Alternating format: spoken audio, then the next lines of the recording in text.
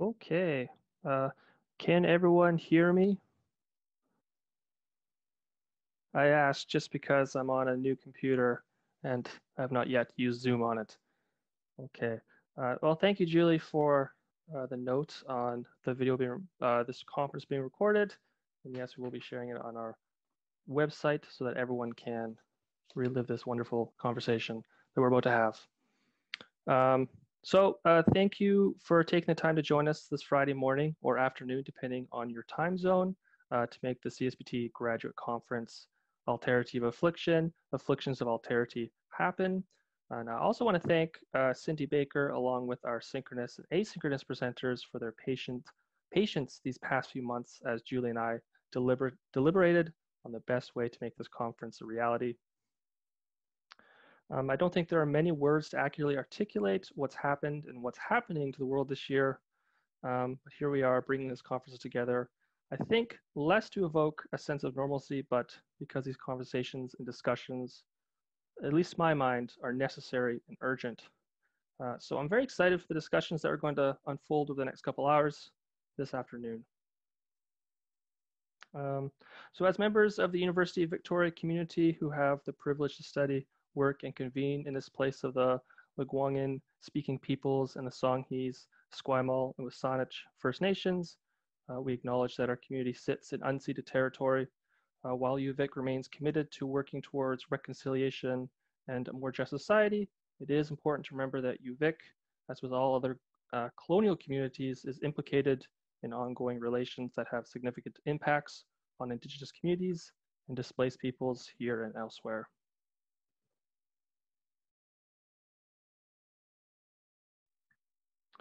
And just as a reminder before we begin, quick digital housekeeping, just reiterating what Julie just said a few minutes ago.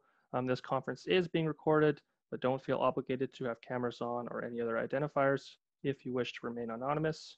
And because of the asynchronous format of this conference, we do want to make the conference proceedings available well beyond this afternoon. And again, it'll be posted on our website where you can also find already the asynchronous presentations that are as PDF format.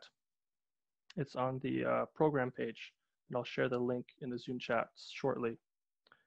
And during Cindy Baker's keynote or any of the other panelists' presentations, do please keep your microphone muted and feel free to send myself or Julie a private message over Zoom chat if you have any questions or technical difficulties at any point during this conference.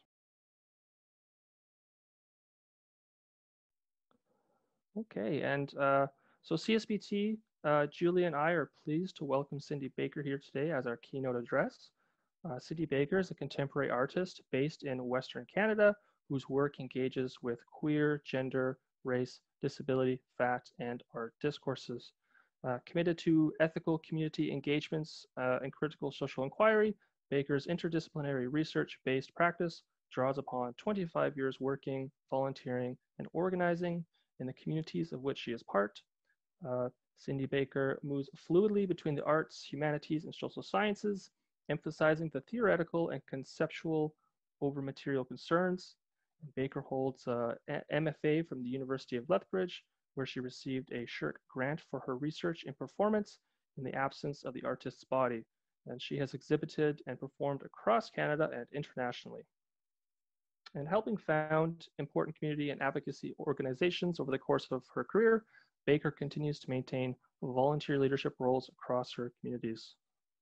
So again, without further ado, we welcome Cindy Baker and everyone here today for our conference.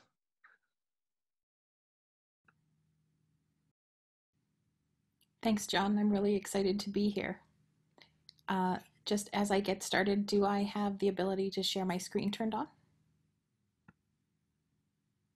I'll just ask that that happen. It'll take me a few minutes to get to images anyway. Do you see a bar at the bottom of your Zoom that gives you the option right now to share your screen? It says host disabled attendee screen sharing. Now do you see it? Yep. Okay, perfect. Thank you. You're welcome. So I identify as an artist with a taboo body. and that identity plays a major role in my artistic practice. As an artist who identifies intersectionally as a queer, disabled, fat, white woman, social concerns are foregrounded within my practice. My work relies heavily on an ability to integrate theories of the other, scare quotes, other, fat, queer, feminist, disability, gender, and craft theories in particular, with a strong vocabulary in popular culture. By acknowledging my position as other, I can employ methods of intervention and collaboration, allowing me to work simultaneously from without and within the cultures and subcultures that form my communities of interest. Through my performance work, I discovered pretty early on that as a performer with a taboo body, the audience automatically reads into the work a statement about my body and the fat body in general. I've come to understand that no matter the subject of my art or how it's manifested, as a performance artist with a body that society labels taboo, my work needs to address my body since it's read into the content of my work, whether I intend it to be or not. More recently, I've come to identify as an artist with a failing body, which is something I consider separate from identifying as a disabled artist, because not all disabled people have what they would consider failing bodies. This isn't necessarily read into my work, but it's important for me to stake a claim to this territory as one way to understand the project of resisting productivity. So I've found that I've always really intellectualized my work. It's theory-based. I spend a lot of time thinking, researching an idea, writing, planning, and then I never realize until after the work is made that it's very physical. It's hard on my body, my disabled, failing body. I think that's not uncommon for artists who work conceptually, but I think it's important to note. There's a societal pressure on all of us to perform productivity, a neoliberal imperative to be productive, a moral imperative to be healthy, on top of artistic pressure that artists feel to demonstrate our commitment to art via exertion, and especially as performance artists, to demonstrate exertion. Taboo bodies are shamed and put under even more pressure to prove ourselves worthy, and that's all othered bodies. When I talk about taboo bodies in this context, I'm talking about fat, disabled, queer, trans, non-white, and women's bodies. So eventually I decided to make work that's respectful of my body's needs and limitations, recognizing that it can be rigorous and compelling, even if it's not physically demanding. And that's actually quite radical in the art world. So this is how I got there.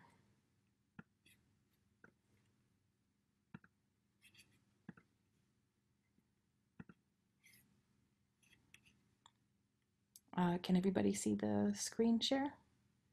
Great. So this is the plexiglass box. It's one of my very first performances, and it was meant to be about letting the public see a real artist hard at work. It was about the problems with art's relationship to audience and what I saw as the public's rejection of the primacy of the art object. So even then I was questioning productivity, but I wasn't yet very aware of my body, or of the fact that, as I've learned and relearned with every performance I do, performance art is extremely physical. It's demanding and it's painful. Physically, the box is slightly bigger than a phone booth with no bottom and on wheels, holes for ventilation and speaking, a small slot through which paper may be passed, a door that locks from the inside and handles on the inside for its inhabitant, me, to push it around. It weighs several hundred pounds, and therefore when inside one may feel either safe or trapped, and those on the outside may be stricken with either that person's dramatic sense of purpose or insanity. In the plexiglass box, I traveled across the country studying the public while allowing them to see a real artist at work.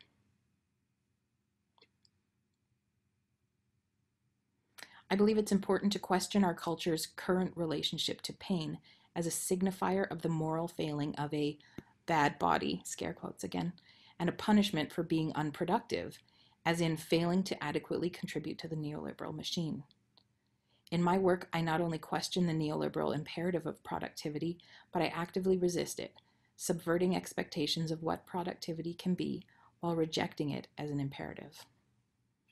I also believe it's a key moment for the artistic exploration of trauma and emotional pain, that we exist in a historical moment which is ripe for the tearing open of deeply held cultural beliefs and prejudices which have presumed entire groups of people inferior to others, subjecting them to institutionalized cruelty and oppression. I feel that artists have a unique ability and therefore a responsibility to hold a mirror up to society, not to offer solutions, because artists don't have solutions to society's ills. We're just people like everyone else, but to pose questions in a way that allows the viewer to imagine alternatives to the status quo. My research has explored the concept of performance through an investigation of art in which the artist's body is obscured, hidden, or simply not present in the final manifestation of the presented work. I identify 4 methodologies for removing the artist's body from performative work, which can be effective strategies for opening dialogue around concepts and ideas that are otherwise difficult to broach, particularly those topics that address corporeality and identity. Work which deals with the taboo body, particularly as it relates to gender, sexuality, and fatness, can be compared alongside works by a variety of artists using similar methodological strategies to address topics such as disability, race, nationalism, transgression, symbiosis, the grotesque, and the uncanny, excuse me, in ways that engage their audiences in meaningful and lasting dialogue. I found that queer theories of resisting representation in particular, read through the lens of fat theory, can be uniquely useful in overcoming the persistent condition of social and cultural oppression. Deleuze and Guattari in What is Philosophy define art as a group of sensations that combines affects and percepts, suggesting that art is the meaning that is produced in the tension between the perceived and the felt. It is this definition of art that's closest to my own. Art exists not in actions or in objects, but in the minds and bodies of the artist and the audience. The definition of performance art I adhere to is that at its most basic, performance art requires the presence of a body in space over time, though my favorite definition from Paul Couillard is that of a body at risk in space over time. Essentially then, performance art requires a body in the presence of another body, where the artist's body is at risk and the audience's body perceives and feels that risk. In performance art, as in much contemporary art, and in fact, you might argue most art throughout history, the artist's intent is paramount. In other words, the art doesn't always exist in the object, but in the idea or the concept. For traditional visual art forms, that distinction is generally moot, because the object is a container for those ideas or concepts. So basically the object is still the art. However, my research challenges the basic definition of performance art, arguing that it must not be taken for granted that the art of a performance is located within the artist's body. So I propose 4 distinct methodologies for removing the artist's body from performative work. First, work or artists that engage others to enact the performance. This methodology covers all people who volunteer, are hired, coerced, contracted, or are otherwise obligated through some kind of agreement to perform in a work of art. The defining characteristic is that the artist intends for it to be considered a performance work, though the performers may be actors, musicians, painters, construction workers, or anyone else. An example of a project in which I hired someone to perform for me is called Aesthetics. I'm in the work, as you can see, but I am passive. You might say that I am the art object in this piece. In this piece, I demonstrated the labor, pain specifically as labor in women's attempts to achieve societal beauty standards by laying back and allowing someone else to wax my entire body. Basically, I was saying that artists are in the same business as estheticians, in a way, the creation of ideals of beauty, as well as beautiful objects, or at least objects that are meant primarily for the gaze. No matter how much I were to do, I would fall so short of that mark as to be considered laughable by those setting beauty standards. So I thought, what if I took a running start towards that tiny speck of a beauty ideal and completely overshot it? So I went from a very hairy person to a completely hairless one. So here I'm also engaging in pain as public spectacle, something that I tried to problematize in my work, and we'll get to that a little bit more later. Second methodology is work that is activated, created, or completed by audience transgression in the gallery or presentation space. First is the Mighty Men and Mistress Maker, which is a set of objects in which the audience is invited to select heads, torsos, and legs of their ideal beauty, to lay them on the bed, pull out a piece of paper, and use a crayon to trace the lines of their body. In this work, the audience member becomes the performer and becomes, in fact, a titillating spectacle, because in order to trace all the lines of the body, they have to straddle the bed, straddle the body, lay on top of their lover's body in order to make the image.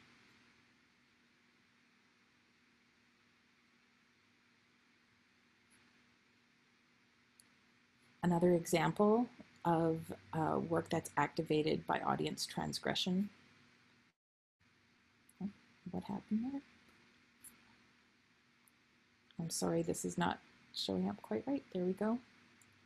This is Queer City Cab Company. In this performance, I hired myself and my car out as an underground taxi. Following in the tradition of gay cabs that have operated on and off in large cities such as New York, San Francisco, and London for the past 6 decades, I offered safe, courteous passage to anyone needing my services during the run of the performance. In the cab were all sorts of free amenities like condoms, alcohol wipes, breath mints, lighters, safer sex and safer drug use pamphlets, for example, among many others, making it clear that it was a permissive space and a safe harm reduction space, drawing parallels between the need for such cabs in the early days of the queer club scene and on the prairies today.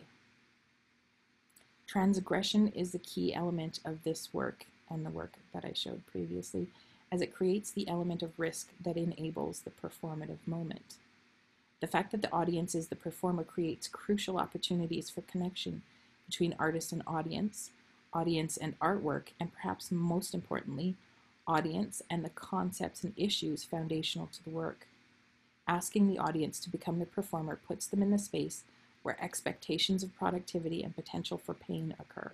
The potential for opening dialogue, for creating moments of empathy, is what make these methodologies particularly relevant. Third methodology is object-based artworks that are stand-ins for the artist's own bodies. These objects may be the result of performative actions or works that are meant to allow the artist to be present or performing in the space while providing the relative safety and detachment of physical distance. They may be literal analogs for the artist, or they might be symbolic. This category is less about inventing new ways to talk about that which is essentially sculpture or installation, more about learning as artists to conceptualize art in ways which give the audience agency, allowing for their development of new ways of knowing and avenues to deeper connections with the artist, the work, and the ideas within. This is a piece called Trucker Bombs. In this work, I made my own trucker bombs, which, if you don't know, are bottles of urine that men who drive rigs pee into and toss by the side of the road. I wanted to document them as beautiful objects, keeping the humor of the moment where wonder and beauty dissolves into disgust as you discover them on the side of the road.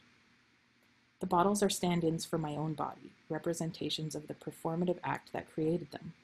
Filled with my own bodily fluid, they represent me and my actions as well as any photograph could. I wanted to talk about the damage capitalism is doing to the bodies of men who drive rigs, how the decimation of truckers' unions has led to more and more pressure on these primarily men, and it's taking a real toll on their bodies. These bottles full of my own piss are literal stand-ins for the body because my body wasn't what I wanted to talk about. I wanted to take a violent and disgusting act and make it beautiful, to visualize the pain and humanity provoking it.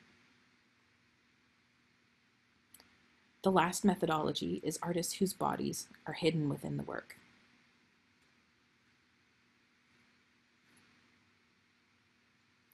There are many different ways for bodies to be hidden within performance. Costumes, obstructive props, and employment of separate performance and viewing spaces are but a few of the ways that artists can be physically present, yet also absent from performance.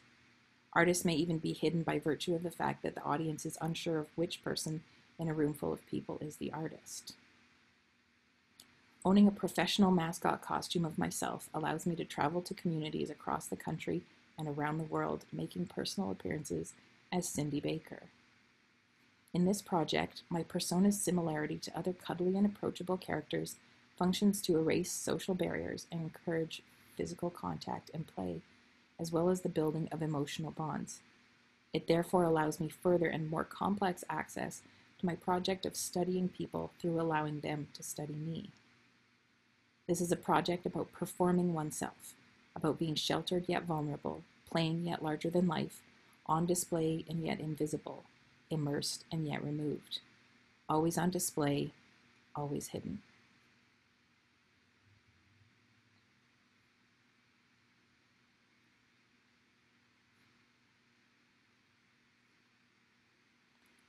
Okay, here's the part of the talk where I run down the cultural theorists who advocate for marginalized people denying representation.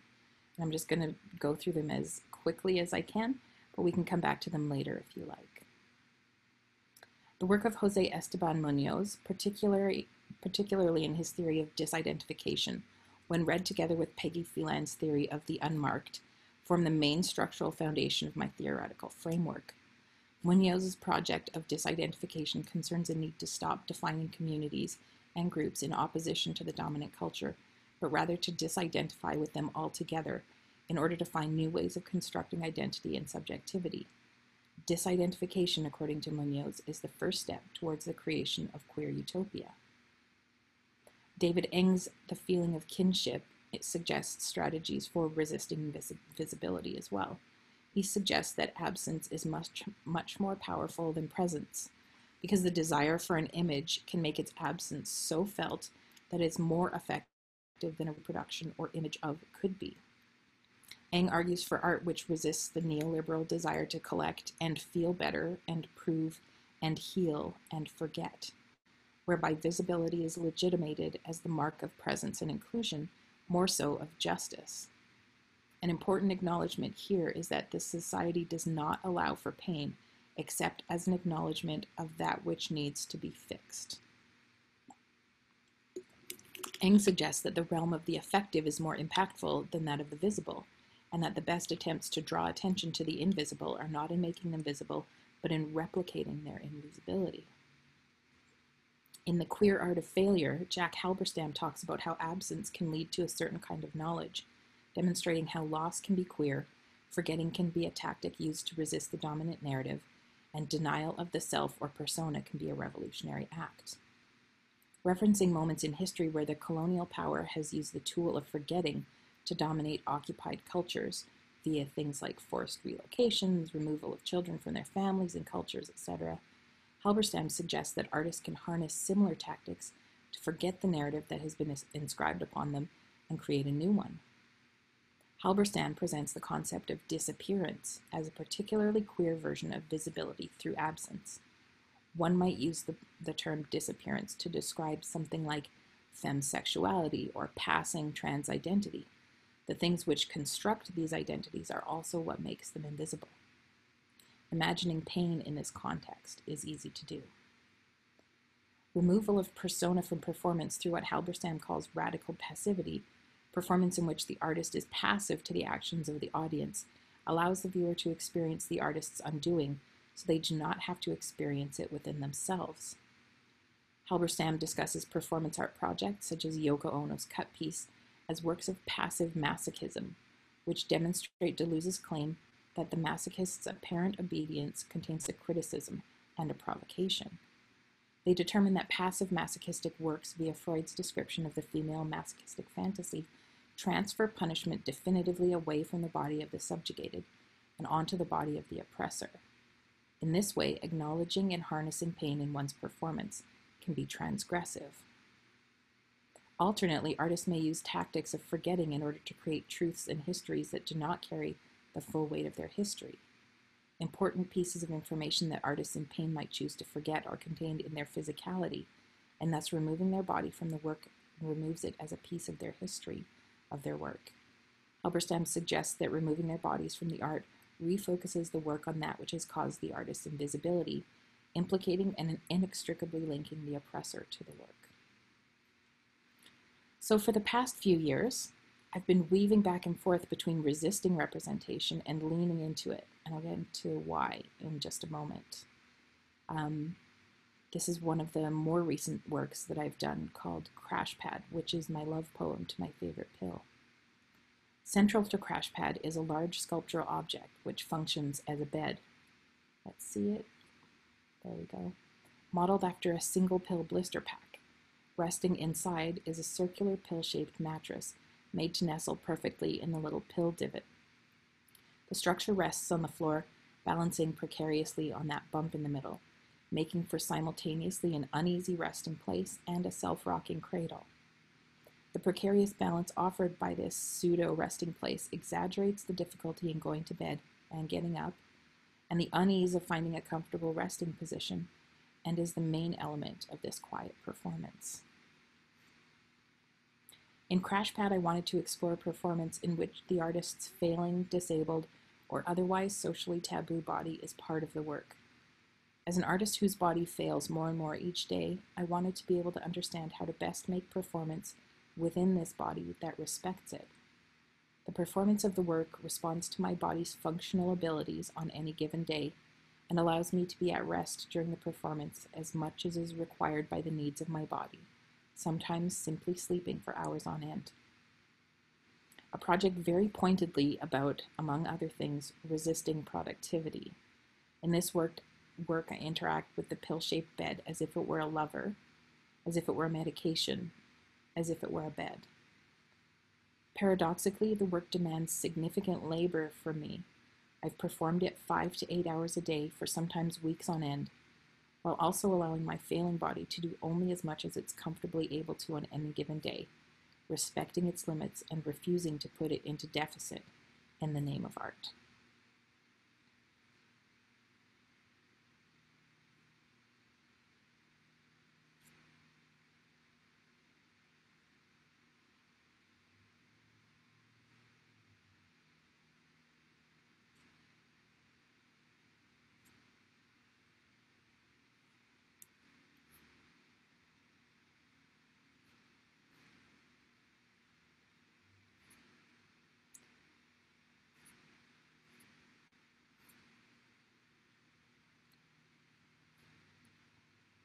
Another work I've done recently that sort of centers my body, again, recenters my body, is a work called Perfect.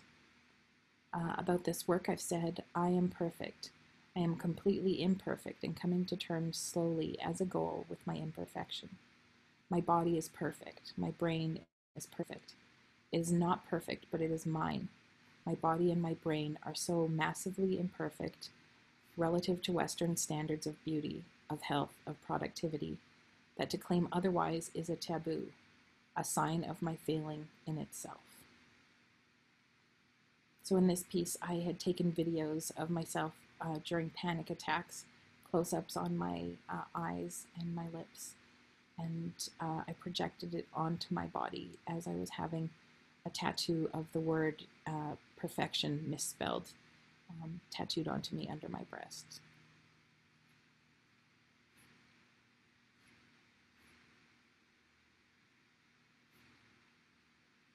Another recent work that recenters my body is called Things I've Forgotten. Things I've Forgotten is a performance exploring the relationship between trauma, memory, and the body. When I was a toddler, I was cycling on my big wheel trike when I was abducted by 2 young boys. Though this event has been indelibly marked in my memory, I have no recollection of what took place after the boys approached me and began to mock me for being a chubby little kid. My mom has other really specific memories related to this event. She wasn't present when the boys approached me, but she's the one who went looking for me after I disappeared. I'm fascinated by the ability of our brains to block out traumatic events from our conscious memory, but their inability to prevent those events from making their mark in ways that impact us into adulthood. I often wonder how much this childhood trauma had a role in the formation of my personality, my physicality, my disabilities. Through this project, I'm attempting to set in motion a process by which I can trigger the emergence of memories long buried by past trauma. This experiment in personal betterment and catharsis through the creative process has a long art historical tradition. In my own practice, this type of experiment walks a tightrope between earnestness and cynicism, setting up usually hilariously futile challenges to my personal limitations and attempts to make myself into something that I am not, serve to highlight the futility of the search for perfection and the altogether human desire for knowledge. It follows in the larger trajectory of my practice as work designed to explore the human condition through interrogating personal history. The last work I'm going to show to you today is called Survivor. These are from the same project. Artist Ruth Cuthand and I were recently asked to collaborate on a piece on the theme of the apocalypse. This took place in Edmonton just over the last few months. The curatorial prompt was, imagine it's the end of the world. As someone on the front lines of the fight to save the world, how would you conceptualize of self-care so that you can regenerate and continue the battle? Ruth and I are both skeptics. Immediately we said, but it is the end of the world, and self-care is a racket. So we said, okay, what do we do to take care of ourselves? And this is the result. We put a hot tub in the gallery. Free for gallery visitors to use and relax and have a bit of fun, all while being confronted by facts pointing out that self-care is counterproductive to the goals of healing the world. Self-care is a process of willfully ignoring the harm we are engaging in as a means to repair the damage that's being done to us. Having explored methodologies for resisting representation, I shifted my focus back onto resisting not representation of my body, but resisting the appearance of productivity, or resisting specific expectations of what productivity is. It's not just the body that has societal expectations put upon it, but how the body behaves. We also have expectations for our art to be productive. We demand that it demonstrate the outlay of considerable labor in the form of sufficient skill, time, and physical exertion. One of the signs that physical exertion has been achieved is that of pain. Failure to demonstrate these expenditures results in society's rejection of the artistic product. For performance artists, this generally translates to an expectation of extreme physical endurance and the pain that comes with it. For artists who are already in pain, we are unable to compete in this marketplace of exertion. A wholesale rejection of this economy by refusing to participate in the Pain Olympics subverts the narrative that pain is necessary to create good art and creates opportunities for people with taboo or otherwise marginalized body. In my art, I have to admit I have forgotten this over and over again. It's difficult to resist these expectations. I need to be reminded over and over. One of the ways I've reminded myself is to make that resistance central to the work, to challenge myself and others to perform that absence of performance, to witness the resistance of performance, and therefore witness a different kind of productivity, that of pushing back against the status quo and the creation of new knowledges. Thank you.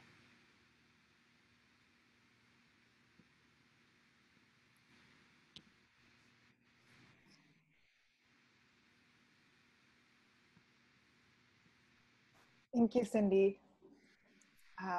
That was wonderful. And I know that it's a little hard to sort of have the, I guess, recognition, the applause that we would normally get in a live conference setting. But I think there would be quite the applause. And I hope to continue this conversation over the next 30-ish minutes or so by opening a live Q&A. So for those who have questions for Cindy, please feel free to ask in the chat, and John and I will moderate and sort of translate or repeat your questions to Cindy, or feel free to turn on your audio and ask if you're comfortable doing that too. But we are opening the floor for Q&A for about 30 minutes.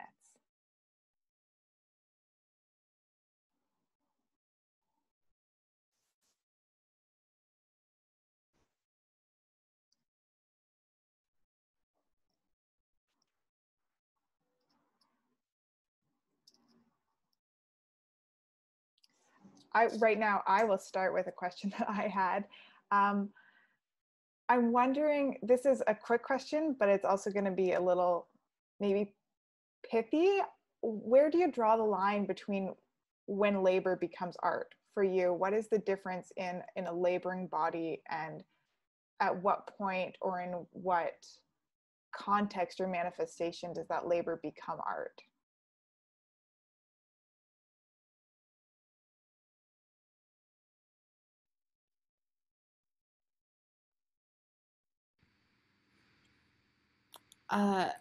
That's a good question.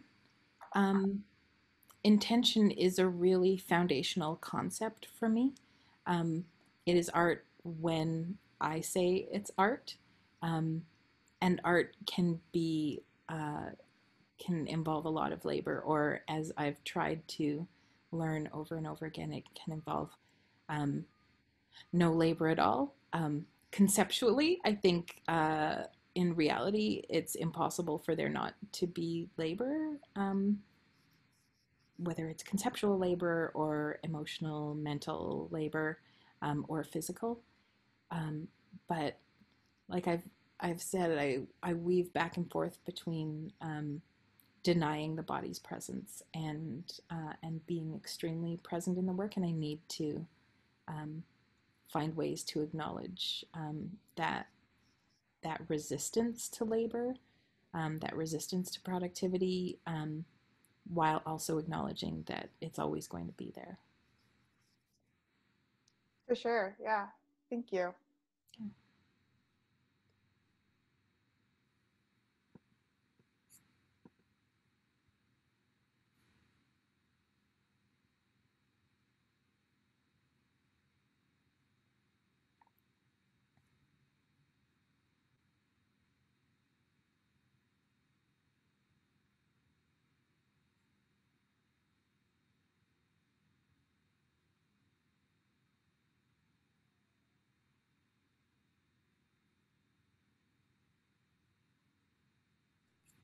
I just will announce for those who aren't keeping an eye on the chat, we do have a follow-up question, and that is, how does one define labor conceptually?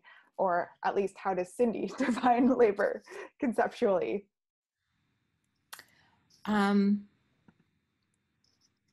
Wow.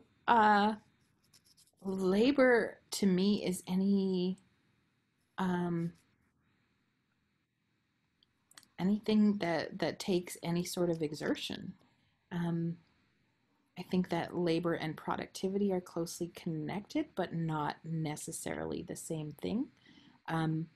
But I can define as labor anything that takes exertion in whatever way, whatever way I'm talking about, whether that's mental exertion, physical exertion, what have you. I'll go back to my assertion that intention is foundational. So in a theoretical framework where definitions of the body are non-specific, as I've gone on and on about, concepts of space and time are relative, and the idea of performance is tied as much to theories of affect and embodiment as physical activities. The intention of the artist is something that something be considered an artwork, or that something be considered work, is one of the anchors that I really, really rely on to ground my work. So I theorize that a body could be just about anything, that space and time have little meaning, that audiences and objects can perform just as well as artists.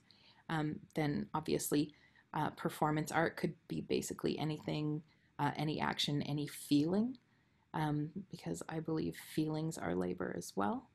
The idea that art is what makes something art is that the artist says so isn't just a frame for me that contains the work, but it's an ethical structure that holds me responsible for my ideas and actions. And I think that the word art and artwork in this case can sort of be linked to the word labor.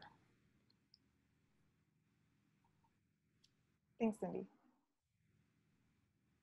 All right, here we go. This has the pretext, or the note of being a long question. So you include intention as a key aspect of what is art for you.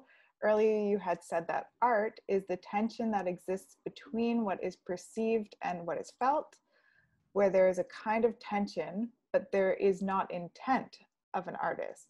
Is there still art? For context, I come from the discipline of anthropology and archaeology. Archaeology wrestles with this. I am not an archaeologist myself. Many parentheses refound objects are labeled art due to this tension, I would say, but in reality, there could just as easily have been no artistic intent beyond the object's creation.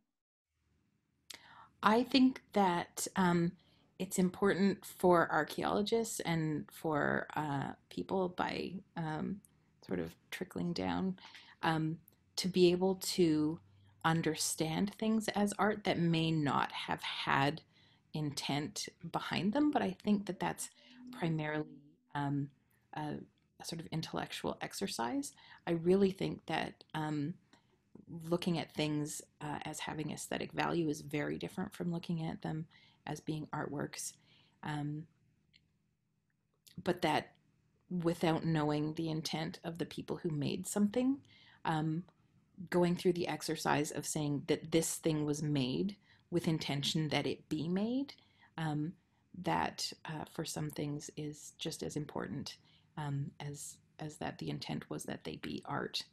I think anything wherein we know the intention of the person that made it, it's really important for us to delineate the boundaries around whether that person intended that it be art or not.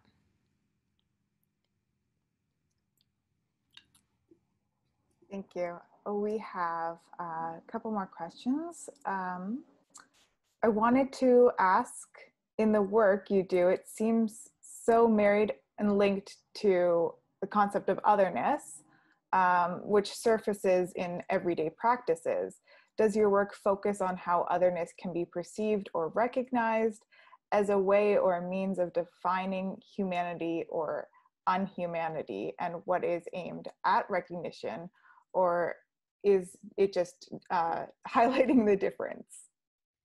This is a really big question. I'm not sure I can take on the whole thing. But in terms of my work, it does focus in some ways on how otherness can be perceived or recognized as a way of defining humanity. I think that's sort of maybe wasn't articulated well, but almost in my mind goes without saying. It's not about highlighting difference for me so much as,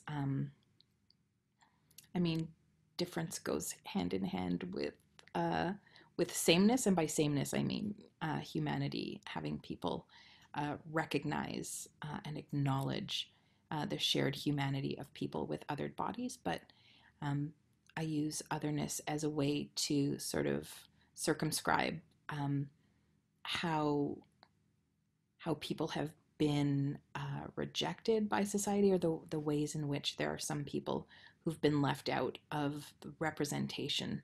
And therefore it's important to sort of recenter those on the margins and say, these people exist as well. These people are part of our society as well, and we have important things to say, because humanity is not just the people that are represented in the popular culture and in our expectations of what is normal.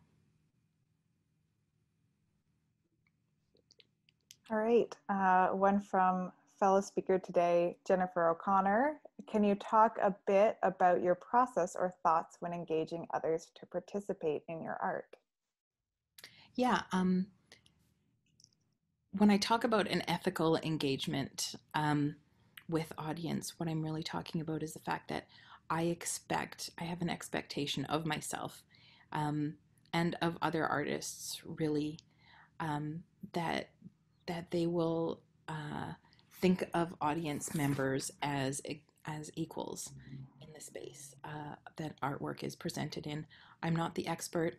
I'm not the person that is presuming to tell people something about the way the world works. I'm not presuming to be an expert in anything. I'm in a space with other people who are hopefully equally as curious about the ideas that I'm exploring as I am, and they hopefully want to explore those ideas with me. I'm simply the one that has the platform to be able to sort of lay these questions out. So when I'm engaging others to participate, I'm as honest as possible and as generous and welcoming as possible. I also strongly believe that audience members should be invited to engage in whatever way makes sense for them. So if I'm making a work in which others are invited to transgress in the space, I have to accept that for some of them, turning around and walking away is the way that they choose to participate, and that is just as important a way of engaging with the work by disengaging as any other. And that informs my practice, that informs my next bodies of work in understanding who chooses to engage and who doesn't, and why that may be. Great. Sorry, another question here is, I wonder if you could talk a little bit about the use or choice of your word failing in respect to your body or more broadly. Yeah, I think in disability discourse, it's very important that people who have disabilities, that the idea of disability not be tied to the word failing, because many disability communities don't think of themselves as failing in any way, and it really does a disservice to the disability community to think of bodies that are other or different or have certain diseases or what have you as failing. That's entirely wrong. For instance, the best example I can think of is the deaf and hard of hearing community. They think of themselves as having a culture, and that being deaf is not a failure. In fact, it's society's failure to sort of recognize them as having difference. So when I talk about my failing body, or when I talk about failing bodies, I'm talking about people who, again, intention is foundational here, who think of themselves as having bodies that fail. And very often that failure is defined, at least in part, through pain. When my body is in pain, I think of it as failing to do what I need it to do, which is to leave me alone and let me do what it is that I need to do. I also think of failure in terms of my body as an inability to do things that I used to be able to do. So I have multiple sclerosis, and that means that sometimes my body is what I need it to be, and sometimes it simply stops doing the things that I want it to be able to do, or that it used to be able to do, and that's when I think of it as failing. I don't expect everyone to subscribe to the same idea as I do, but I have sort of tried to make work, and I've made work where I've asked others to define how their body fails, and I think that's a place where the disability community maybe is a little bit lacking in acknowledgement that sometimes our bodies fail, and that we should be talking about what it means, and not be scared of the fact that bodies do fail. Hey, thank you. Yeah, I do think that there's not necessarily a prominent discourse around sort of learning to work within our bodies without this sort of umbrella sense of managing our bodies in a very neoliberal rationality that becomes prominent not only outside of disability discourses, but sometimes found within them, for sure. I will open the floor to a few more questions if they are trickling in. Right now we're just coming up on 11 a.m. local time, Pacific time for us here. But we do have a wellness break scheduled. So if no more questions come in, we will start that early. The purpose of the wellness break is really just to get a chunk of time out that's longer than what the normal 10-minute sort of conference turnaround time between panels is in a face-to-face conference. So, you know, take care of yourself during that time. Eat something, use the washroom, get outside for some fresh air if that's an option for you. I do see we have one more question that just came in, so we'll address that first, and then we'll break. We are reconvening at 11:45 for our panel of speakers, so please do come back for that. But right now, I'll pass the last question on to you, Cindy. It says you had noted how most of the work you do occurs before the creation of an object or installation. You described how it is mostly conceptual labor that occurs behind the scenes, so to speak. Some of your projects specifically draw attention to this, like the plexiglass box. How else have you creatively opened the door to observers of your art to invite them into that pre-process stage of your art creation? I would say that instead of inviting people into the pre-process stage of creation, I made really concerted efforts to sort of truncate that section of my practice in order to start making it and then learn as I make it and let the work evolve from there, which for me is like a mind-blowing concept. But in fact, is I think the way a lot of artists work, that they kind of have an idea and they start working on it in order to work through the idea. But because of I don't know why I've always been so heavily into the intellectual side of things that I'm absolutely shocked when work ends up being physical and material and real. So in more recent works that I showed you towards the end of the talk, those are works that came out of a process of sort of not sort of prescribing the work so heavily before I make it, and therefore starting the process of letting other people in before it's actually sort of a fait accompli. Great, thank you. So I think we're gonna break here. I just wanted to say another huge thank you so much to Cindy for the amazing talk, and a great way to get us into this space of thinking about our bodies, about pain. I've been thinking a lot lately about some of the contemporary responses to Spinoza asking, you know, what can the body do? What is the body capable of? And I think that's one of the reasons why we're here today, is to talk about, you know, not necessarily looking at the body as a set of limitations, but looking at the body as something that is lived in and that we are working with, and you know, learning how to use that labor without being necessarily oppressed by that labor. So we are going to come back at 45 minutes after the hour, whatever that hour is for you, wherever you are.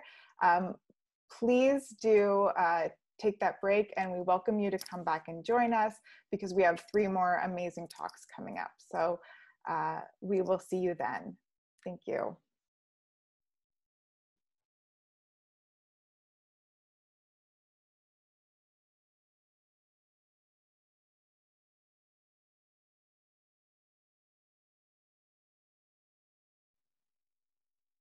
Okay, so just before we begin here, each presenter has 15 minutes, and at the end of the 3 presentations, we will have a short question and answer period for everyone. Just to double check, is Eszter, Rosta here? Sorry, I'm muted. I'm right here. Oh, okay. Hello. Hi. How are you? Good. How are you? Very good. Okay, very excited. Sweet. Okay, so here, yeah, Eszter Rosta is our first presenter, and they are presenting on form and pain, embodied practice, and vulnerable intersubjectivities. And just a quick biographical note.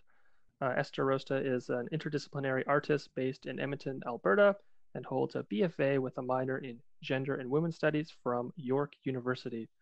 She has exhibited and performed in Ontario and Alberta, and has spoken at academic conferences in Ontario and Quebec, including the Feminist Art Conference at OCAD and the Quebec University's undergraduate conference at Bishop's University. And Eszter is currently an MFA candidate at the University of Alberta. So thank you, Eszter, for your presentation, and the floor is yours.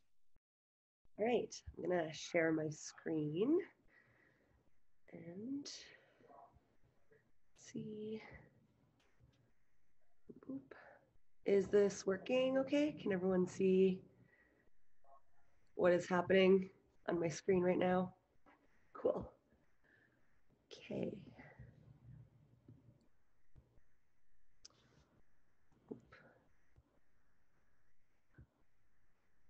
Sorry, just give me 1 second. All right. So as John mentioned, my name is Eszter. I am a MFA candidate. I'm currently based in Edmonton on Treaty 6, and I'm doing my intermediate, or working towards it at the University of Alberta.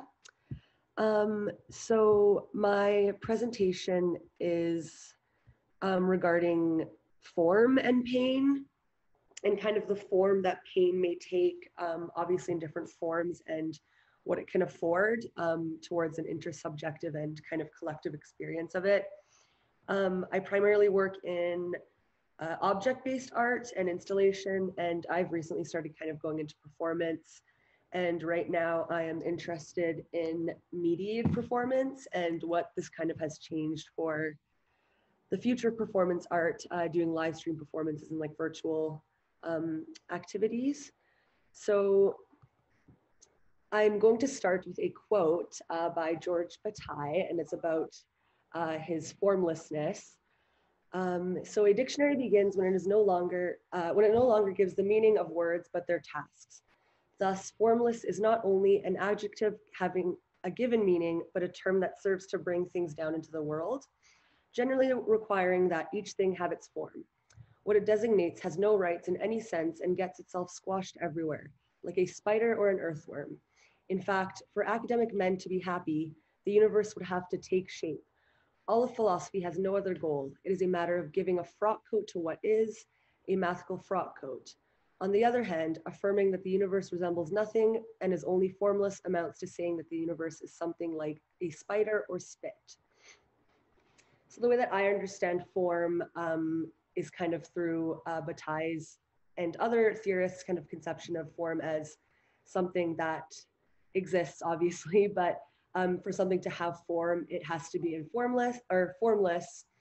And I'm also thinking through this idea of the unknowability of pain, or this inability to speak about it, or for people to understand what other folks might be going through. And this kind of question of authenticity of pain. And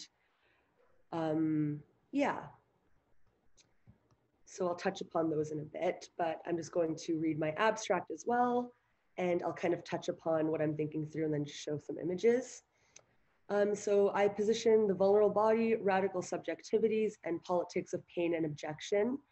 My research creational practice examines the spectacle and affect of pain's form, paralleling Bataille's in form or formlessness and base materialism, Bourriaud's relational form, and also intersubjectivity. And Kristeva's abject, particularly framed through a queer objection. My investigation of pain's form is centered around embodied practice. Using performance and daily performative actions as methodological approach, I negotiate the material, dislocating affect, psychic pain, and traumatic real, subverting constitutive Cartesian subjectivity and individualized subjectivity. This body of work mediates the transgressive contingencies and affordances of pain's intersubjective and relational form. I focus on the transgression and the objection of the self and pain into public space through live, public, mediated, or otherwise documented performances, questioning what is at stake when pain and trauma transcend the private into the public. I aim to elucidate tensions between the perception of pain by spectators and the abstraction of pain, delineating spectatorship towards the abject. Performing with and through the live or mediated presence of other bodies dislocates stabilities of the unified subjective self. I locate pain rather as a communitarian form and shared phenomenological event. In resisting post-Oedipal individuated subjectivity, pain's form contributes to an accession of reconfiguring our apprehension of and response to other bodies in pain. I suggest that pain's form affords effective and empathetic potentialities of intersubjective and relational healing. So to kind of start off with that, I'm looking at performance and performative actions as a intersubjective event. And as Cindy mentioned as well, it's kind of, for me, a relational and intersubjective experience or encounter between bodies in relation in a particular space or time. But where my kind of work has shifted because of COVID is thinking through this relationality and intersubjectivity of pain and kind of entering this public domain virtually. And rather than thinking of transgression as pushing bodily limits, such as performers like Marina Abramovich and like a lot of early 60s and 70s performance work of this ritualization and pushing of like corporeal boundaries, I'm kind of looking at how the form of my own trauma and psychic pain kind of manifests into the world. And especially during isolation and in quarantine, all these works that I'm showing have been made throughout that period. These kind of strange things that you do in order to kind of make art or continue creating and to work through almost and kind of navigate this like psychic pain of isolation. So in this particular work, it kind of came from this series of daily performative actions where I would just kind of do things and not being able to access the studio. I had very limited resources and I had to work from home and I was living in a very small space. And I was thinking about these kind of fleeting moments of pain in terms of my own psychic trauma and psychic pain and how things like, for example, self-harm and all these things like ideations that I've experienced throughout my life kind of remanifest in these traumatic spaces. And this like shifting of the real and my perception of it.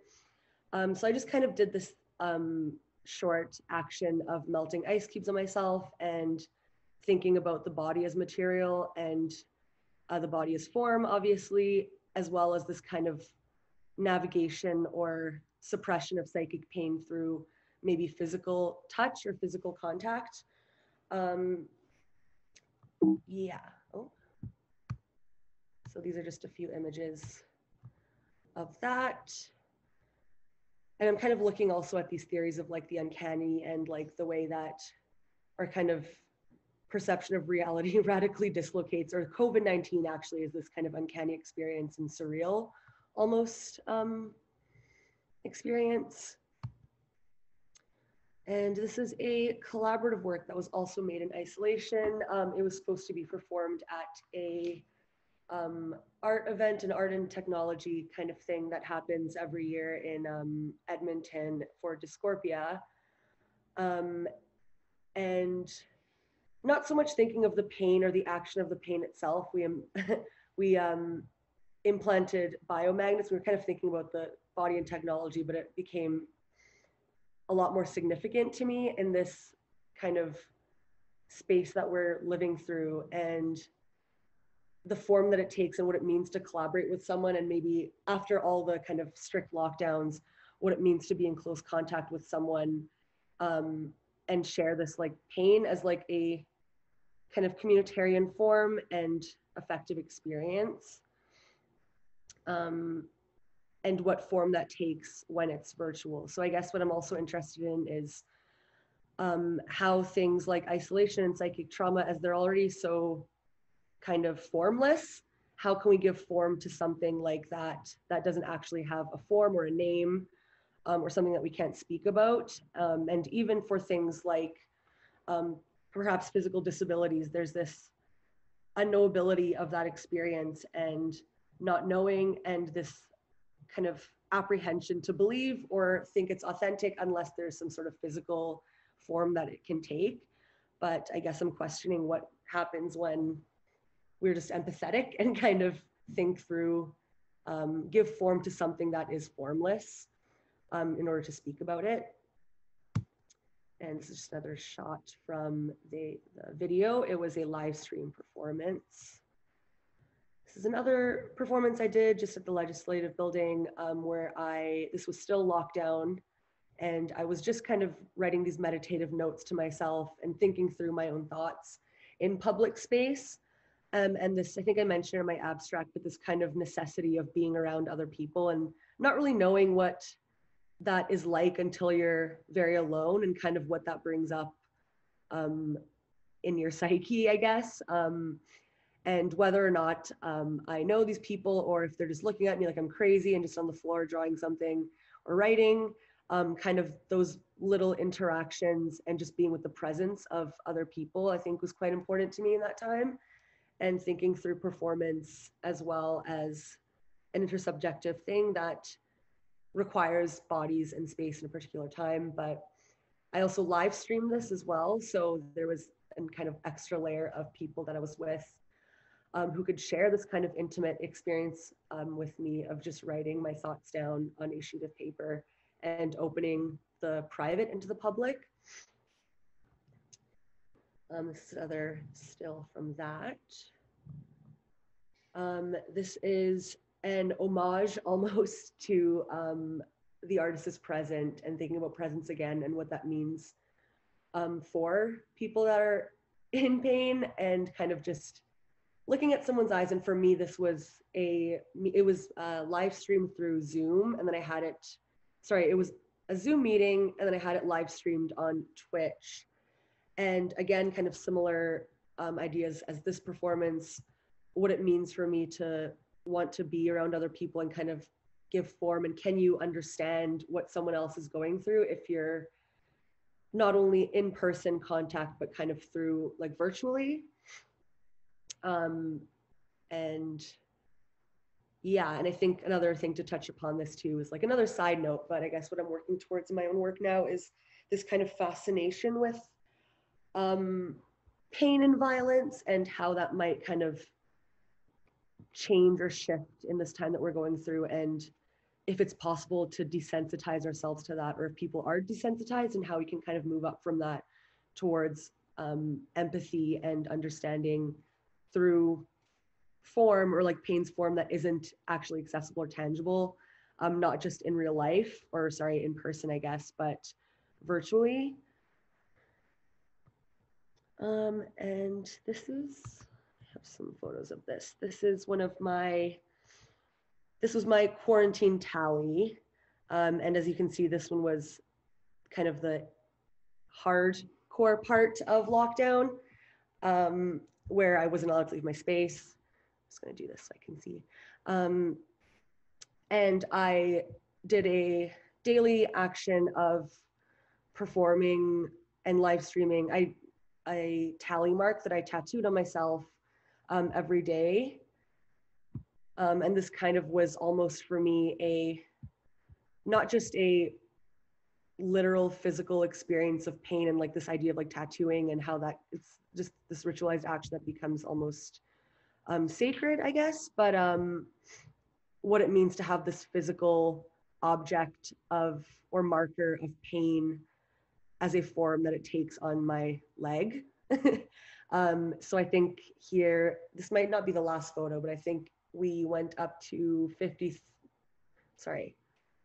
95 or something days of isolation, or almost over 100, I think.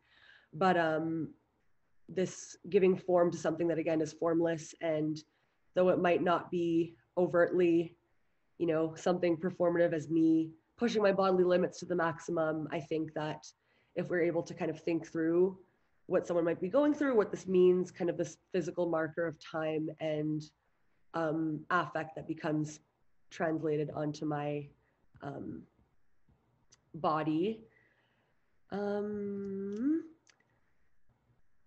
So yeah, so I guess I'm also just interested in refusing this kind of individual pain, not to undermine anyone's experience or of individual pain, obviously, but if we can work towards this communitarian shared experience of it, I think it just might make us more empathetic and receptive to other people. And yeah, just pain, I would kind of see pain's form as an intersubjective experience.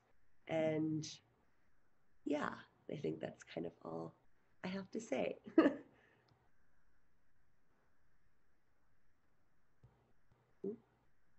Thanks. Oh, yes, thank you so much, Eszter, for this wonderful discussion of your important work. Thanks. I'm gonna mute myself.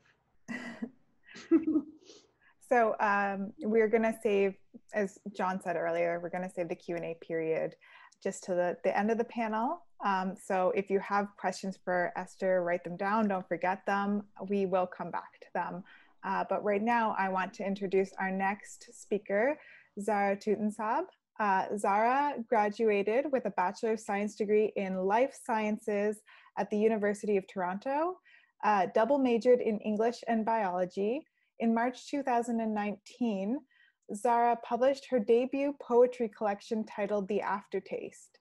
She is currently pursuing a Master of Arts degree in the English and Film Studies program at the University of Alberta.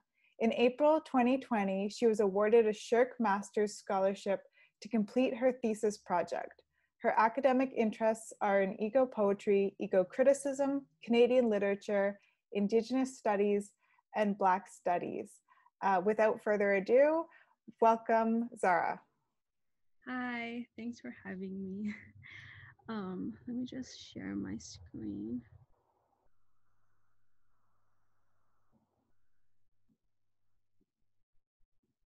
I don't know how to just...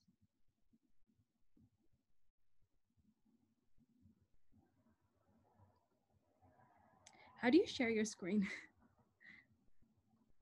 There should be a green button if you move your cursor to sort of the bottom of the video, and then it should say share screen and you can just click it. Do you see it?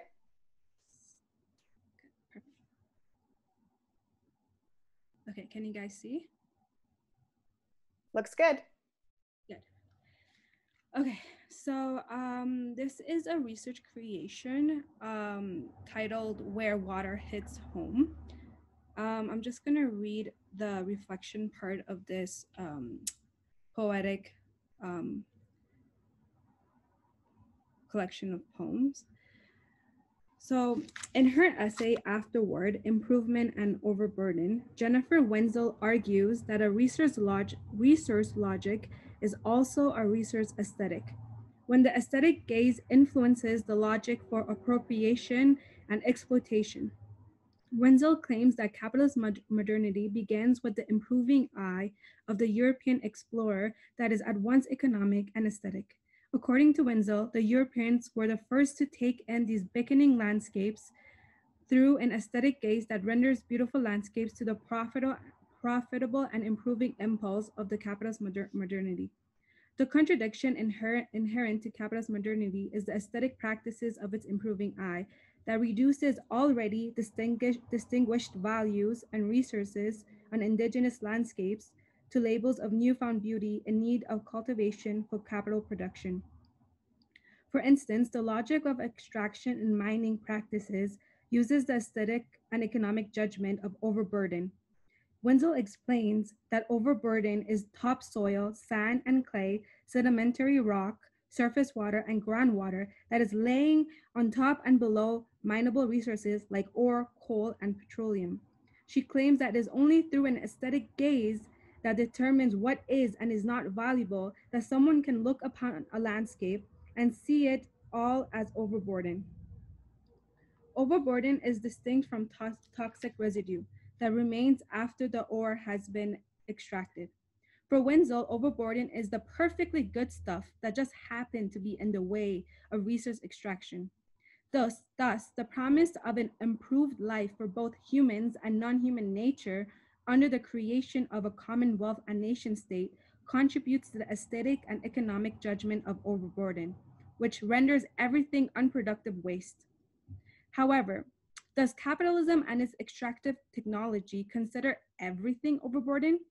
If so, then why do neo-colonial settler countries, specifically Canada, continue to specifically objectify IPOC peoples, Indigenous, Black, and people of color, as overburden and exploit their bodies and mind alongside non-human nature within the unequal distribution of environmental health hazards? Where water hits home, therefore, is an eco-critical, eco-poetic rendering of how extractive technologies of violence focus toward those multiple others that are of the past, present, and future are living and surviving in the Anthropocene. This research creation then becomes for an ethics of care, of seeing and being present and conscious in the Anthropocene. For according to Natalie S. Lovelace, to do research is not simply to ask questions, it is to tell stories that matter. It is in recognizing this that a truly ethical research practice emerges. Specifically, I found poetry for the poiesis or creation part of this research on why extractive technologies exploit IPOC peoples, which is called found poetry. Through found poetry, I appropriate the aesthetic practices of the improving I by cutting up, redacting, layering, erasing, and drawing on found words and phrases to then write with or against them to emerge and create new conversations on who or what becomes overburdened in Canada and why. In the first section titled Capture, the found poems engage with Bruce Gelley's article, The Case for Colonialism, as an introduction to Wenzel's notion of the improving I, by unpacking and dissecting the concept in relation to colonialism. In the article, Gelley supports Western colonization by discussing the beneficial impact colonial power has had on developing countries via profit, productivity, and health. He argues for and urges the world, developed countries, to begin colonizing poor developing other countries again. The article defends Lawrence Summers, who was the former president of Harvard University, and his claims regarding the benefits of the global waste trade for both richer and poorer nations. Summers' memo states, I think the economic logic behind dumping a load of toxic waste in the lowest wage country is impeccable, for underpolluted countries in Africa are vastly underpolluted. After public backlash towards Summers' memo, Gelley wrote the article to explain that Summers' statements are misunderstood, for there's indeed little evidence that hazardous wastes, which are often chronic carcinogens, contribute to death rates in developing countries. Complicating his point, the article argues that people in developing countries would rationally accept increased exposure to hazardous pollutants in exchange for opportunities to increase their productivity and hence their income. In this section, thus I appropriate technology's extractive practices of capturing ecologies of human and non-human beings by capturing and revealing the absurdity of colonialism and its improving I through the found words in the case for colonialism. So this the case for colonialism, and this is the black words you see are his words, and then the gray ones are my response to this by rearranging his words. The first poem, The C Word, is a sarcastic response to Gelley's remark that countries with a history of colonialism should continue to call their country colonial rather than use an ever-expanding set of euphemisms that avoid the C word.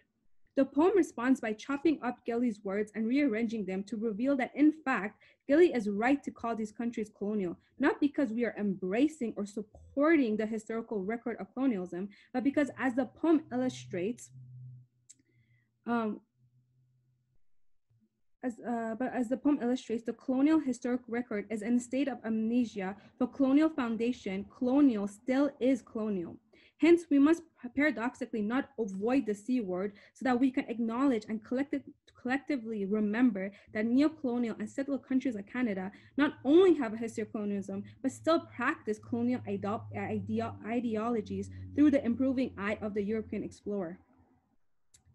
In Timothy Morton's Without Nature, he defines dark ecology as a perverse, melancholy ethics that refuses to digest the object, the other, into an ideal form or product. Dark ecology, therefore, is the belief that there are no transcendental positions to take in our current ecological crises, no approach to transcend the overburdening of nature via the improving eye, to obtain an ecology beyond the now and here. It is ultimately a position of what Morton terms radical commitment to the world as we embody it, as we acknowledge and stay with it in all its meaninglessness. There are no critical choices to be made in this world because these choices position man, I am calling both colonial and white man, to care for the world without being responsible for it. Hence, there are choices that fall back into consumerism and ideology. To be without nature is then to find yourself on the side of no choice at all, by confronting the world as is, not to have a romanticized notion of what it could become with or without certain humans and non-human beings. Thus, by adopting Morton's dark ecology, can we not say that the essence of the improving eye is man's particular orientation to the world, his relationship to the ecological world and its otherness? Gillies' improving eye, for instance, orients him to frame the world in colonial categories of productivity and advancement, and the poem The C Word portrays his position as a white colonial man in power via his bold horizontal writing, whereas the poem is in a skewed position and response in gray vertical writing.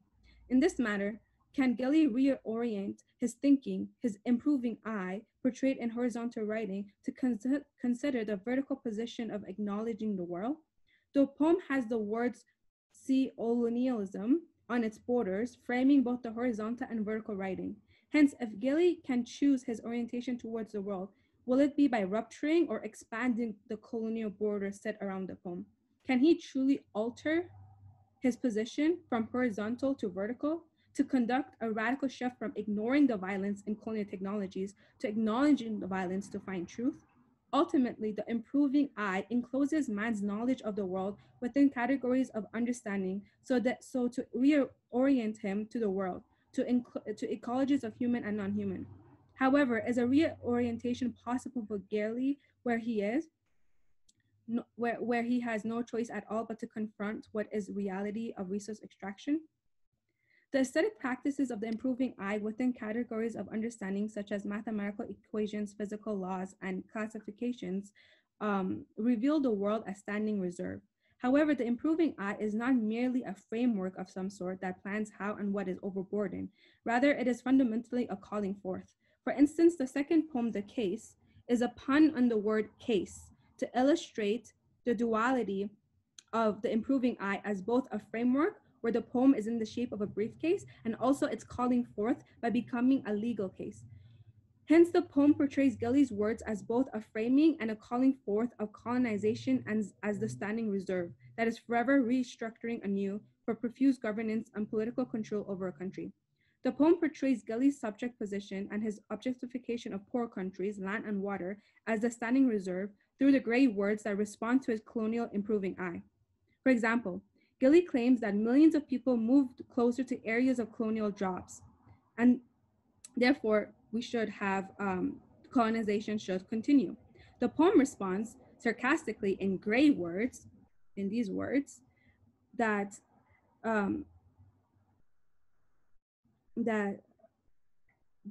that people move to pay colonial taxes for their own native land, thus sarcastically portraying that even though they're moving to find, even though colonization is creating jobs, it is jobs that is already on their own land that they were already, that the land was already providing for them. However, there are two instances where his standing anew hits a black wall, a black square in the poem, and then continues. So the black two lines.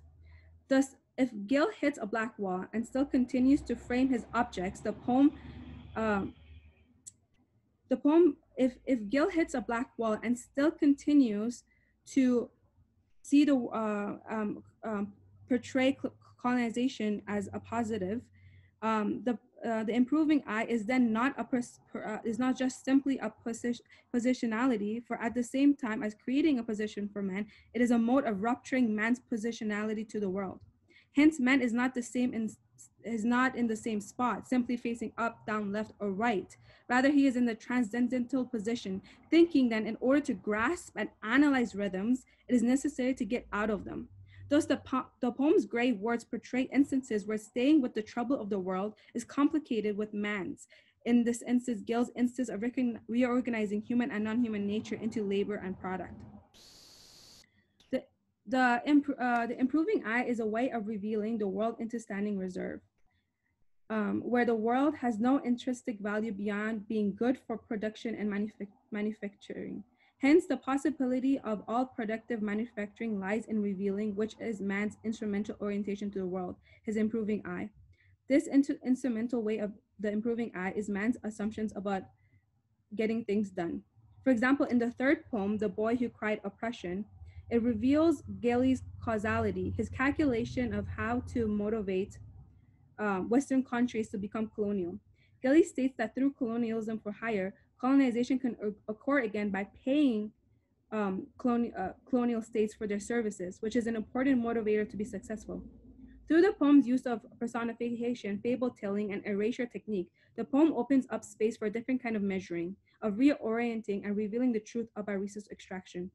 By giving notice to man's improving I, instrumentality, another whole realm for the essence of technology will open itself. In The Boy Who Cried Oppression, the poem retells Gilly's stories of cries of oppression through the fable The Boy Who Cried Wolf, to portray Gilly's complaints of cries of oppression as both a joke and a dark reality, for at the end of the fable, there is indeed a wolf. The end of the poem, thus, is similar to the beginning of the poem, where there's a list of all the things the oppressor has occupied, such as 1 tomato, 7 silver coins, 2 pairs of shoes, as a parody of Gilly's ridiculous and prideful statement as to how developing countries benefit from occupation. However, in the end, although the list and the cry for oppression are ridiculous, both the list of possessions and the personification of the cries of oppression to a wolf are real. Hence, the poem opens up and ruptures Gilly's improving I to a position of truth, that the cry of oppression is not the wolf, it is the foundation of the wolf. The foundation is man's improving I, his instrumental, exploitive, and blind orientation to the world and the human and non-human beings he labels as other, or as the overburden. This is the section of rupture. The problem with the improving I is man's unstable orientation to the world.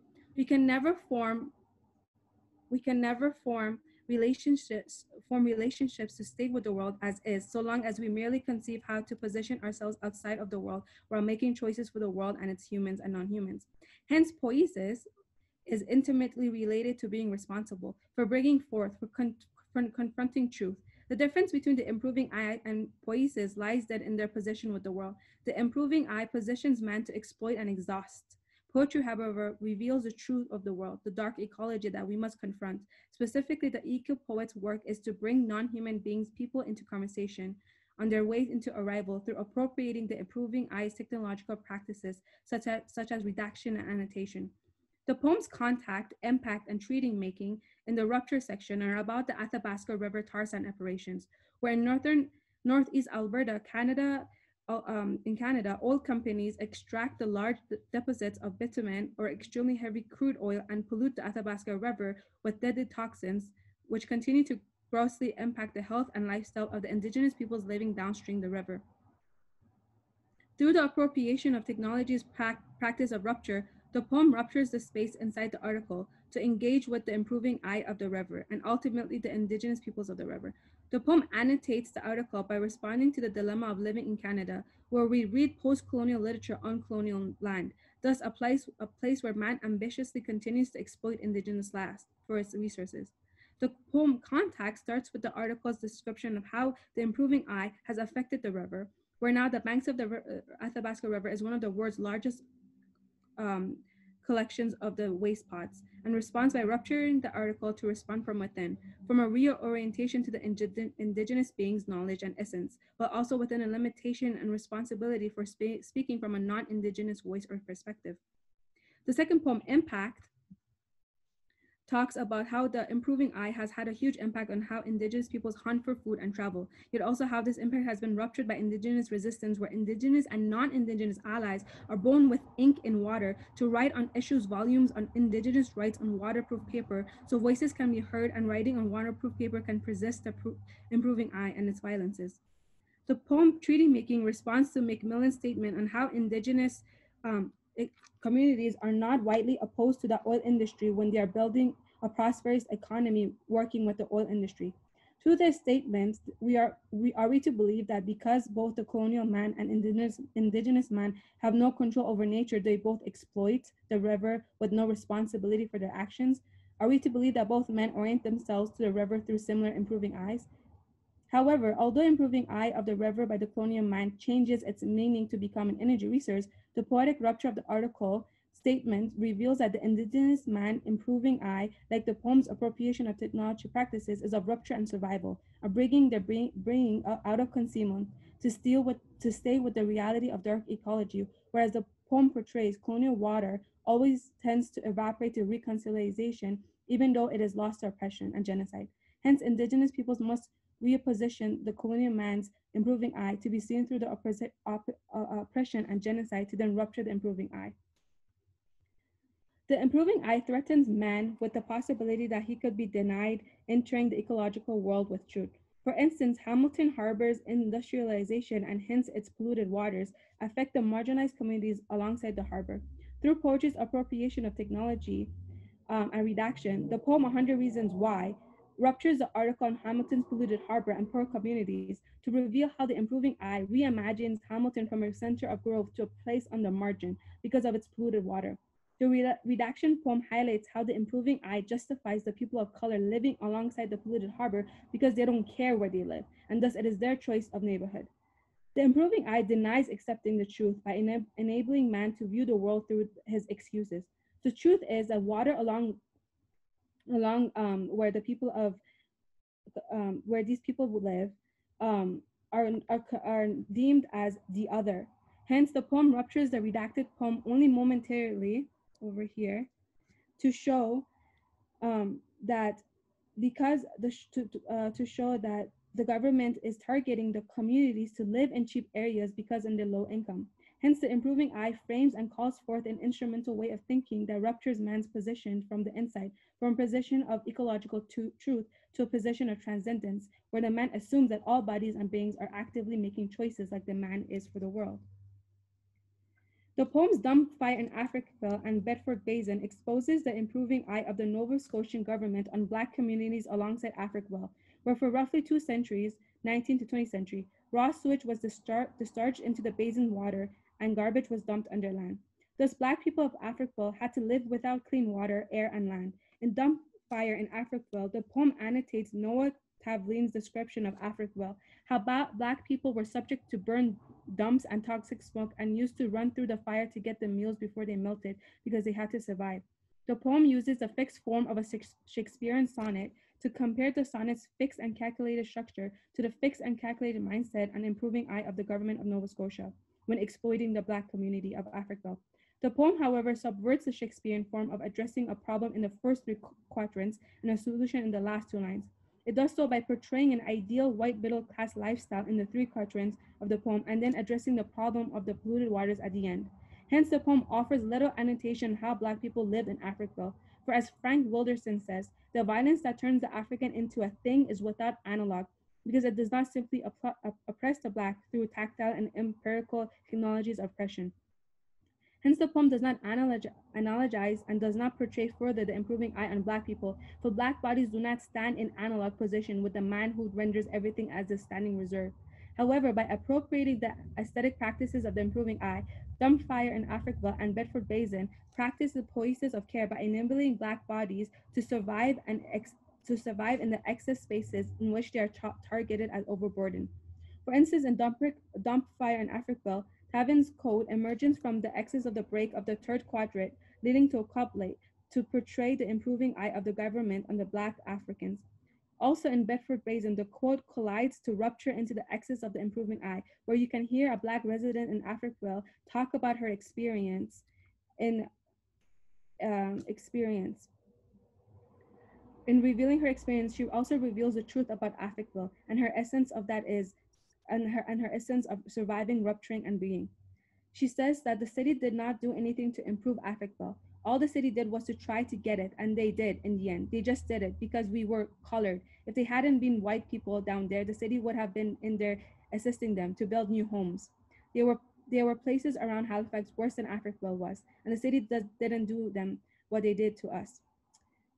Consequently, the last pages reveal pictures of Affliction to demonstrate how the improving eye can make man, specifically Black bodies, into a standing reserve by as Fred Moulton explains, recognizing the phonic substance of the photographs. The phonic substance, Moulton explains, is Black moaning, which can reopen the issue of a universal language, so that now it is possible to accommodate a differentiation of the universal. Hence, poiesis ruptures the universality of performance and performativity, photograph and photography, to collapse them into the singularity of Black moaning, of Black being as always, as imminent and imminent death. Black bodies are then always in a position of standing reserve. However, through poiesis, rupturing of the universality of the improving eye, targeting Black bodies can reveal the essence of their being, as is, and as resisting in excess of their improving eye.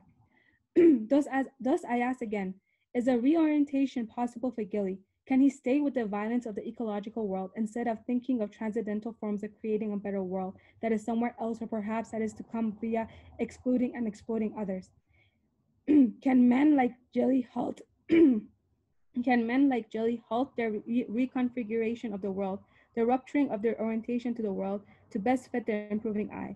If the improving eye specifically targets IPOC bodies and non-human nature, then perhaps the goal is not to position privileged women and men analogous to IPOC experiences, or to hope for something that the ecological world cannot provide, that is a utopian world without oppression or suffering. The goal is to create IPOC eco-poetic works to rupture men's improving eye and his orientation with the ecological world. Thank you. So that's it. So these are the pictures.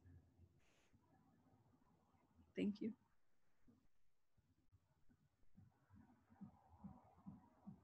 Thanks, Zahra.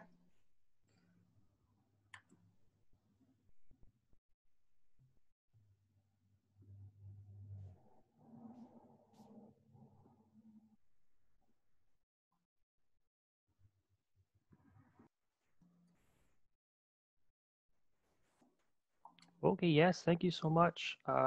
We're going to introduce our final panelist, Jennifer O'Connor, who is presenting on violence of gender, on aesthetics, the body, and pain. Jennifer is a writer, artist, and graduate student. Her writing has been published in the Toronto Star, Toronto Life, Bust, and Bitch, among other news and magazine media. Jennifer has held residences with the Banff Center for Arts and Creativity and the Feminist Art Collective, and she is currently a graduate student in the School of Policy Studies at Queen's University. Her research and practice are focused on feminist theory, population health, and social movements. So welcome, Jennifer. The floor is yours. Thank you so much. And before I start, I should mention that I've actually graduated from Queen's. I graduated just recently, so excited about that.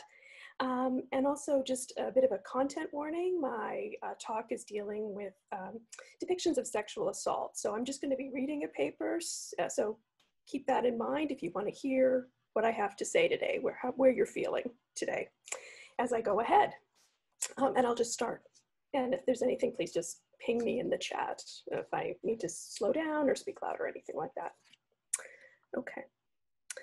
The pill, the precariousness of paternity, bulimia, the shame of not getting hard, ballet shoes, the tie, not making any noise, knowing how to raise your voice, little lavender balls that smell good, having dirty hands, the smile, keeping your anus squeezed shut, These, writes Paul B. Preciado in Testo Junkie, are, quote, some semi-technical codes of white heterosexual femininity, masculinity, belonging to the post-war pharmacopornographic ecology, end quote. In this paper, I will look at gendering as a form of violence. Preciado suggests the themes I'll explore. The construction of sex and gender, female and woman, is a multidimensional form of social control. I will examine how gender is not a neutral or natural phenomenon, but rather one that is thoroughly inscribed with political, economic, and cultural meaning. The perpetuation of gender-based violence manifests in public, popular media, community space, the law, and in private, the family and other intimate relationships. Critically, I will explore how one recognizes and defines oneself, and how the body can be a site of resistance. I will do this by looking at aesthetic representations of pain. How has gender-based violence been represented? What are the historical, political, and cultural contexts in which these artworks are created? How has feminism interrupted dominant discourses in medicine, law, and art? What is the effect of this aesthetic? Specifically, I'll consider the following works: Sexual Assault, The Road Show, an installation by Jane Doe and Lillian Allen. Hashtag Silence is Violence, an installation by The Fag, that's the Feminist Art Gallery, and A Scream from Silence, a film directed by Anne-Claire Poirier. Preciado draws on Michel Foucault to argue that concurrent with the development of capitalism, instruments of the state, such as the family, schools, and medicine, that ensured the maintenance of production relations, came the dominance of sexopolitics, and he defines it thus: sex, its truth, its visibility, and its forms of externalization, sexuality, and the normal and pathological forms of pleasure, and race in its purity and degeneracy are three powerful somatic fictions that have obsessed the Western world since the 18th century, eventually defining the scope of all contemporary, theoretical, scientific, and political activity, end quote.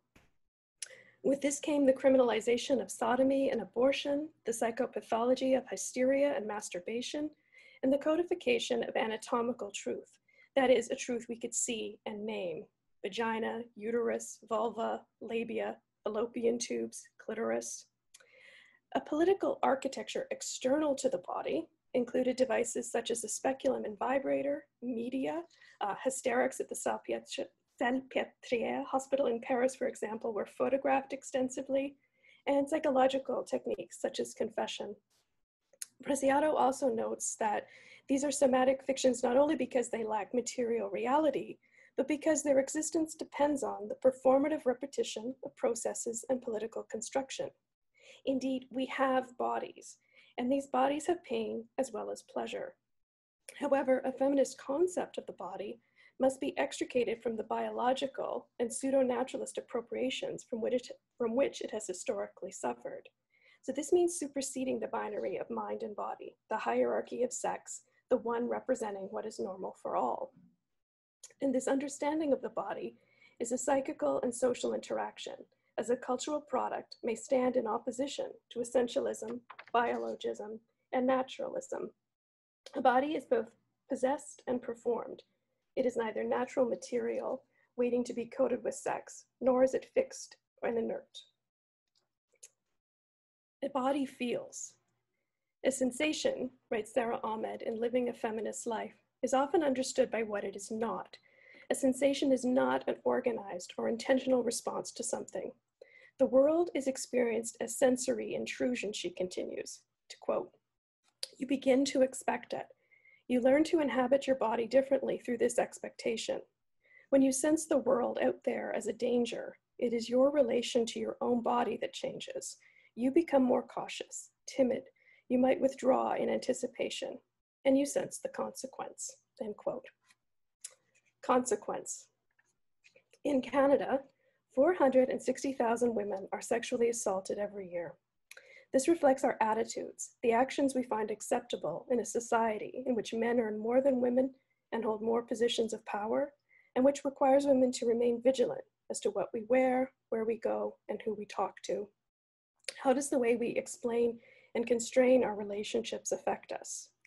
Rebecca Solnit and Kate Harding, for example, Ask how much more women could contribute to society, if they weren't so busy guarding against violence, to quote, so busy surviving. As a form of social control, writes author and activist Jane Doe, put plainly, rape works. In 2016, Jane Doe collaborated with artist and activist Lillian Allen to create a pop-up participatory art gallery, Sexual Assault, The Roadshow. The traveling exhibition work was exhibited in a shipping container covered in pastel graffiti with the words Sexual Assault, The Roadshow, written on one side in bright blue letters, and It's Never Okay, written on the doors, traveled on a flatbed truck to 15 Ontario cities over 3 years. Visitors moved through the container, viewing paintings, photographs, illustrations, and other works. This was also a meeting place and studio. At each location, local artists hosted workshops, and participants added their work to the collection. Trauma and victimization and pain are the only lenses through which we see and understand trans and cis women and men who've been sexually assaulted. And certainly those are realities in people's lives, but that's not all there is, Jane Doe said in an interview. There's joy, there's recovery, there's resistance, there's subversion, there is fighting, talking back, fighting back, interrupting the current dialogue, end quote. Art in the exhibition included The Beaded Path by artist Adora Lee Nawagishik and workshop participants in Sault Ste. Marie. Together they assembled and beaded moccasins with traditional floral designs. Another piece they created was a beaded bandolier with floral design on the strap and on the bag itself, the outline of a woman seated cross-legged, the words "my body, my rules" written on her. Teachings in Anishinaabe and English were written on the leather fringe. Respect, honesty, humility, truth. Art gives me hope, Nawagishik said. Our ancestors gave us this beaded art. It's medicine for us. In Toronto, the gallery featured art and workshops led by Moza McNeely and Apanaki Temiteo. In the workshops, they supported the creation of art through drumming, spirituality, African textiles, and painting. For example, Apanaki is a textile artist whose work incorporates African fabrics with collage on canvas, and she led a workshop called Finding Your Voice, Channeling Orisha Warriors, in which participants created their own warriors that would speak for them, would answer the question, what would you want to say? What would you want to say to the person who caused you trauma? She also created a piece, a portrait of a woman, and invited the audience to pin messages to her hair. Find your joy. You are loved. We are everywhere. Other pieces included selections from Mandy Gray's Resistance Etched into My Skin, a photo series of tattoos that represent experiences of sexual assault, as well as Fists of Resistance, in which artist Sherry Boyle guided participants through the process of creating a ceramic hand with consideration of gesture, language, and symbol to express their personal or political responses to the theme of sexual assault. Still more work included a simple red hand mirror with the words, "Have I helped a survivor?" or "Have I hurt a survivor?" written on the glass, a zine, Dreams, Healing, and Safety, a collaborative zine against sexual assault, created by Heidi Cho and workshop participants in Hamilton, and colorful finger and hand puppets. One was a red hand puppet with multiple googly eyes, green feather hair, and a fang and spider dangling from its mouth that were made as part of the Facing Faceless project in Peterborough. Shortly after the launch of Sexual Assault, The Roadshow, Silence is Violence, a collaborative installation made by the Feminist Art Gallery. That's Heidi Cho, Deidre Logue, Alison Mitchell, and Morgan C., opened at the University of Toronto's Doris McCarthy Gallery. Silence is Violence was created in part as a response to the university's policy on sexual violence and sexual harassment, and which under new legislation required workplaces, campuses, and communities to address sexual violence and harassment. The work centers on 3 large murals. 2 of these, and this is to quote from the artist description, depict the movements and individual activists that have put pressure on institutions of education, law, government, and the media to address the conditions of toxic masculinity, white supremacy, colonialism, and other structural inequalities that breed and even encourage sexual violence. The activists represented here flank the center mural, which depicts the university itself and the complicated relationships that individuals and communities have as insiders, outsiders, perpetrators, survivors, and policymakers. A collective body that comes together for the project of learning and problem solving and has great potential to decolonize curriculum, center survivors, and support those who are most marginalized. Unfortunately, this isn't always or even usually the case, and it's up to us to stay vigilant, to hold together, make space for voices to make change, and insist on socially just accountability in structured and everyday ways, end quote. To be more specific, in one mural, the words "holding us accountable" are written above the activists, and looking at them, I'm reminded of the lyrics of the Le Tigre song Dyke March. There's no one telling us where to stand or where to be. Whatever standpoints they have, they are here to protest sexual violence. So they think disability justice. They shout, "No more stolen sisters." They insist, support the survivors, rape is rape, expel rape culture. In another mural, the words "holding us together" are written, and here they believe, "Don't tell me what to wear, and we will win." They shout, "The system isn't broken, it was built this way." They insist, "Stop blaming victims, take back the night." And then a third mural, "Ozone of Academic Freedom." So warped or incomplete images of structures are hyphenated with books filled with definitions and policy and interrupted with detached arms and legs. PC warrior and PC victims tattooed on two of these limbs. We hope, note the artists, the mural addresses ambivalence, fears of complacency, and the widespread confusion of how to act and make change in the present moment, end quote. An earlier example of feminist work that speaks to sexual assault is Mourir à Tue-tête, A Scream from Silence, a 1979 film directed by Anne-Claire Poirier. The film, to quote the description from the NFB, documents the rape and eventual suicide of Suzanne, a nurse whose physical and emotional health deteriorates beyond repair as a result of the violence inflicted on her. This docudrama, drawn from case histories, explores the social attitudes that cause women to feel guilty for being raped, end quote. So through this process, Poirier questions the possibilities and limitations of gender, representation, and art. As one critic describes it, rather than maintain a linear structure, the film disrupts itself. Characters break the fourth wall. Some scenes are interrupted with archival tangents about the broader social impact of sexual violence, and others are paused for behind-the-scenes insights from the cast and crew. By its very structure, it questions the truth in images, the possibility of representing sexual violence, and by its questions the truth in images, the possibility of representing sexual assault without being exploitative, and the usefulness of portraying trauma and violence in the first place, end quote. Suzanne is a character played by an actress, but based on a real woman, we're told, named Francine. We see the brutality of the rape from her point of view. The rapist calls her names: dirty, slut, cuts off her clothes with a knife, hits her repeatedly, and urinates on her before committing the final assault, during which he commands, "Tell me you like it." The scene, which lasts over 15 minutes, is completely destabilizing. Then a freeze frame, and we're in an editing suite with the director and editor, both actors, discussing the footage. No man can identify with that rapist. He's too disgusting. Everyone understands, everyone's revolted, they find it horrible. When the rapist tears off her underwear, when he takes her, it seems to have an erotic effect. We can be with her. We don't have to take her place. We are with Suzanne as the male doctor takes swabs and a male photographer documents her injuries as the male police constable questions her. "Why didn't you call earlier? So you spent some 2 hours with him? But what happened in all of this time?" We are also with other women testifying before a male judge. The actor portraying Suzanne's rapist also portrays the boss, the husband, the therapist, characters who have raped these other women now before the judge, who is saying, "Ladies, you don't seem to know the realities that concern you. The law is the law.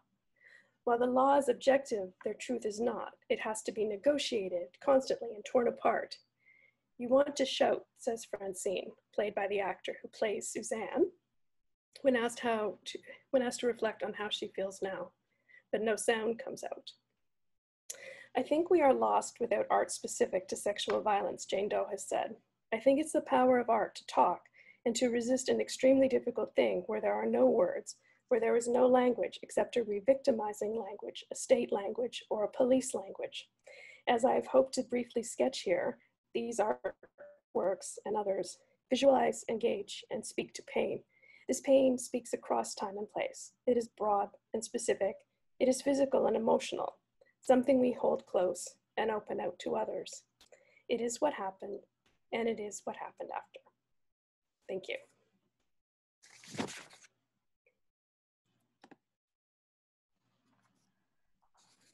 Thank you, Jennifer. So we did go a little bit over time, and that was because we came back from the break a little bit later.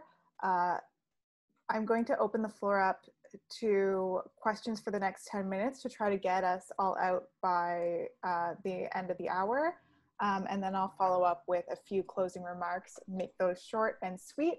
But for now, let's open the floor to questions.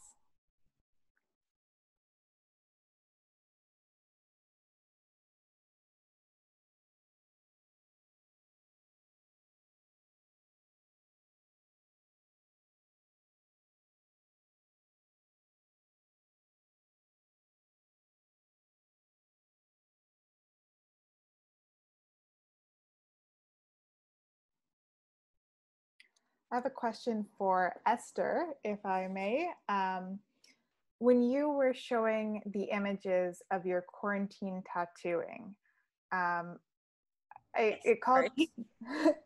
Did you get the first part of my question? Yes. I was just muted. Sorry. Oh yeah, no worries. So it called to mind part of the literature that's really shaped and inspired this conference, which is Elaine Scarry's *The Body in Pain*. And how she says at one point that the differentiating factor between what becomes a tool and what becomes a weapon is not the object itself, but the surface upon which it acts. And yes. I was wondering how that, if it didn't directly inspire the work, how you might interpret the work through Scarry's argument there. It didn't directly inspire it, but I have done like a lot of The Body in Pain is like one of my favorite texts. Like it's really, really good. But I guess what I'm trying to break, sorry, can you repeat that specific quote? Because if I just want to make sure that I'm. Yeah. So when she's talking about weapons versus tools, yeah, the same object being able to be used as either.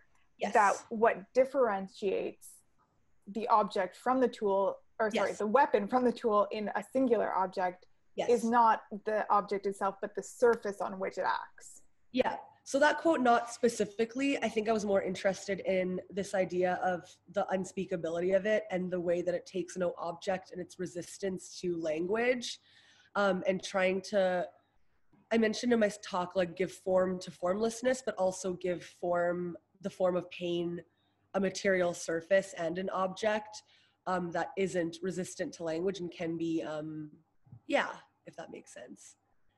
Yeah, so not so much quote directly, but generally just kind of giving it something that it's resistant to. For sure, thank you. Thanks.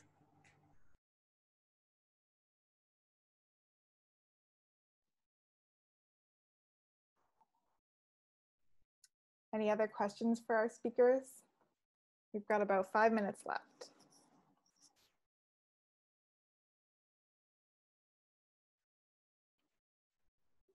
And I would just like to say, for those of you who aren't able to make it into the first half, feel free to ask questions over chat, and I will read them out to our speakers. If you're not comfortable turning on your audio or camera, that is completely fine.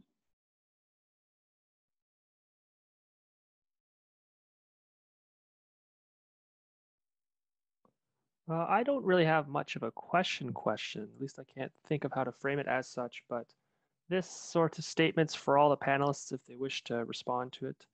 And this comes from, I think it was from Zahra Tootonsab's presentation where she said, find your joy. And I just want to think about how that statement, find your joy, how maybe you locate that in your own research and writing and artistry.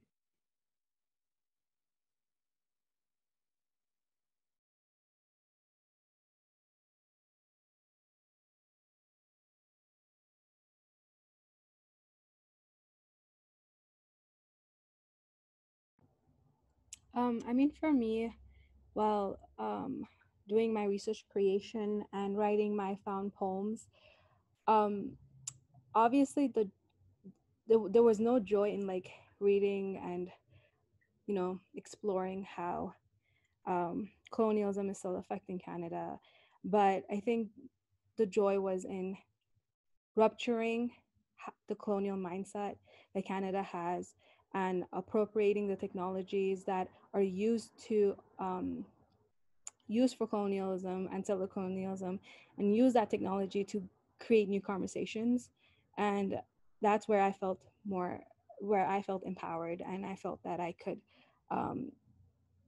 put something in the world that could actually have an effect and create new conversations around um,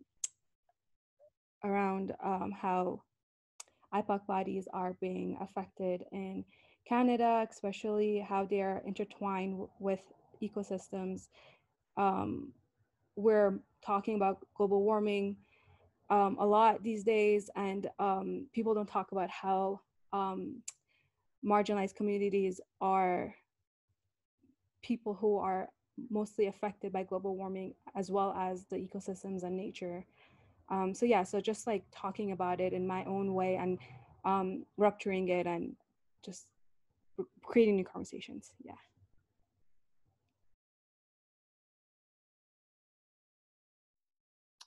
Eszter just messaged me. She had to run off to another meeting, so she won't be able to offer a response, unfortunately. But Jennifer, I was wondering if you had a response to joy and where we can find it too. Well, I think just sort of echoing the previous comment in a way. I mean, there obviously isn't a lot of joy in doing research on sexual assault and statistics and reading the pain, but I think coming you know, there's a consistent theme of sort of a feeling of isolation, and if through art we can end that isolation and find a community and come together in whatever kind of form of expression, I think that is the joy of naming and, you know, being like those folks in the mural with their insistence and their disruptive thoughts and their protest. So I think pushing back is that joy. Absolutely. Well, I want to end this on a high note now.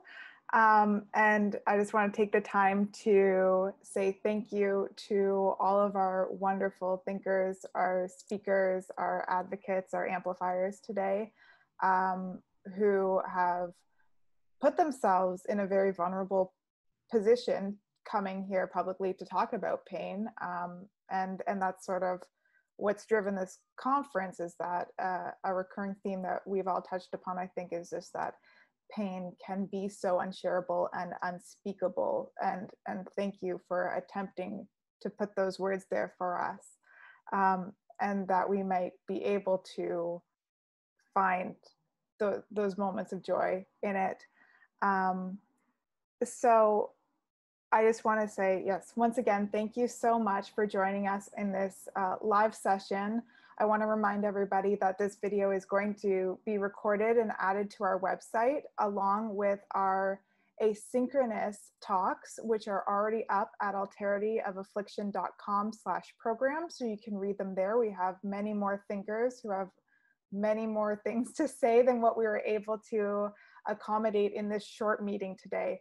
But to everyone who's come here and joined us today, thank you so much. And I wish that you have a fantastic rest of the day, and just take some time to reflect on what we've been talking about. It's been a hell of a year for this conference theme. Thank you.